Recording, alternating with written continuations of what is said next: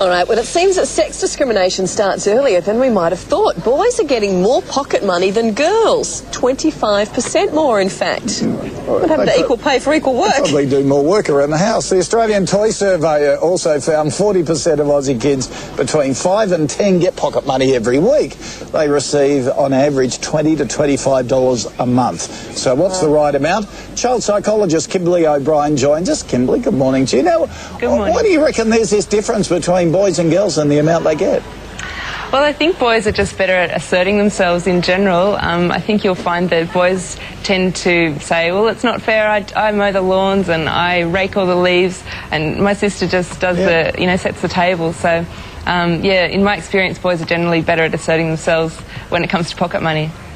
Wow. And what age do you think the kids actually start realising that maybe, there's a bit of discrimination going on between the sexes? Well, according to the Duracell Australian Toy Research Survey, between the ages of 5 and 6 is when kids start to receive pocket money for the first time.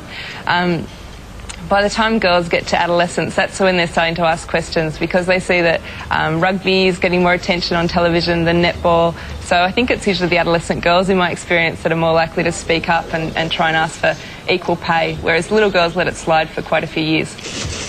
Yeah, they become a fair bit more argumentative. Make up for it, though. Exactly right. I think they actually leap ahead about that stage. Now, tell us about paying pocket money. Should you pay pocket money for good behaviour or for doing jobs around the home? Well, I think it's okay to do the pocket money thing at the end of the week and ask that kids do all of their chores for that entire period. But doing things like, I'll pay you $5 to make the bed or $20 to wash the car, it becomes like a bribery system, so I wouldn't recommend that to parents. Is bribery not a good thing? Bribery is so not a good thing. It's going to leave parents out of pocket, and the kids will be making a bundle, but the parents will be, scraping together their pennies at the end of the week.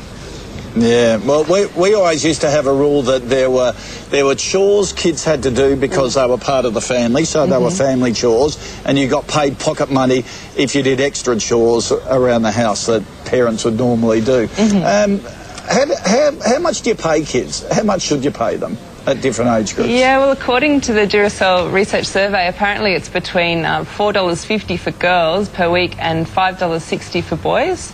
So that's sort of starting right at the bottom end for 6-year-olds. But I think for kids that are into high school, some of them have mobile phone bills to pay these days. So I think the average is around like $15 to $20 a week for adolescents. So, it can be quite an expensive endeavour to get into pocket money. So I'd suggest that adolescents take on a part-time job so that they can supplement their shopping sprees. Absolutely right. Good advice there. All right. Kimberley, thank you. Have a good day. You too. Bye-bye.